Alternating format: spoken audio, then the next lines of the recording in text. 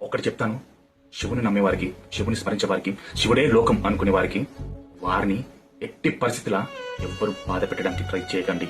ఎందుకంటే వాళ్ళకి పరమేశ్వరుడు మాత్రమే అన్ని అని కొలుస్తారు. నా ధైర్యం, నా బలం, నా శక్తి, నా బలహీనత అన్ని నా తండ్రి ఈశ్వరుడే అని కొలిచి బతుకుతారు వాళ్ళు. అలాంటి వాళ్ళని ఎట్టి పరిస్థితుల్లో బాధ పెట్టకండి. ఎందుకంటే శివుణ్ణి నమ్ముకున్న వారితో శివుడు ఖచ్చితంగా ఉంటాడు. వాళ్ళని బాధ పెడితే ఆయన తట్టుకోడు, వాళ్ళని దుఃఖానికి గురి చేస్తే ఆయన సహించడు. ఎందుకంటే శివుణ్ణి నమ్ముకొని మాత్రమే బ్రతుకుతున్నాడు వాడు. పుట్టడు కష్టాల్లో బ్రతుకుతున్నాడు, పుట్టడు బాధలో బ్రతుకుతున్నాడు, ఎన్నో భరిస్తూ నిలబడుతున్నాడు, ఎన్నో తట్టుకుంటూ, జీవితం ముళ్ళ చిక్కులా ఉన్నప్పుడు తట్టుకుంటూ ఈశ్వరా నువ్వే నాకు దిక్కు మొక్కు అని తలుచుకుంటూ బ్రతుకుతున్నాడు.